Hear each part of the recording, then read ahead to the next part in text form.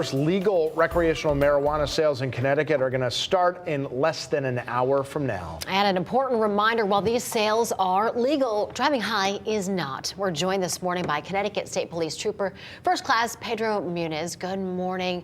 Thanks so much for being with us.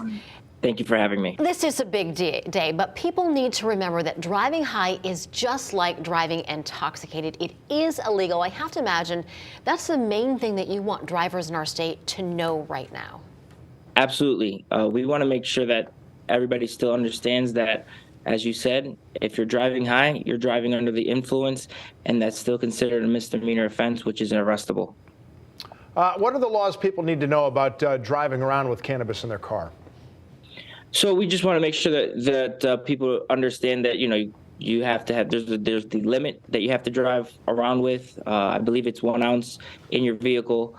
And the main point that we really want to drive home is that driving under the influence, again, as we said, it is the same. For us, it really hasn't changed. We've arrested, prior to this legalization, we've arrested people driving under the influence of marijuana. So it's not something that's new to us, and we just want to make sure that people understand that law has not changed.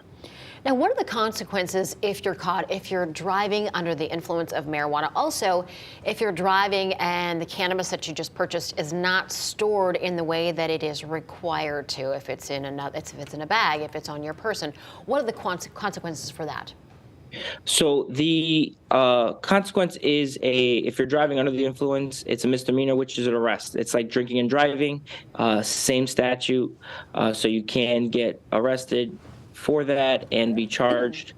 And then you have finable offenses as well if with the other questions that you asked with the way you carry it and how it's stored. Trooper, curious how it's different for you and the other troopers with regards to, or compared to alcohol, because a lot of times you can smell it on people's breaths. You've got an objective way to measure it with a breathalyzer, but if somebody is driving after, say, trying some marijuana gummies, well, I don't think you have either of those tools at your disposal. So does it make it harder for troopers to figure out who is driving high? Sometimes it can be a difficult task, but there's a lot of other errors that we look for while they're driving, whether they're swerving, a lot of other violations that we can look for. And then if we do believe that they are driving under the influence of marijuana or some sort of drug, we do the standard sobriety test that we have on the side of the road.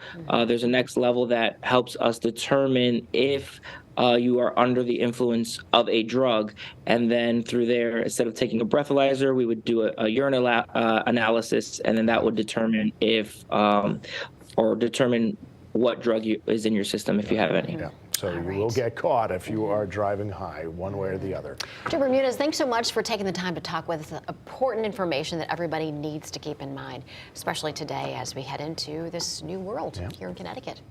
Thank you for having me.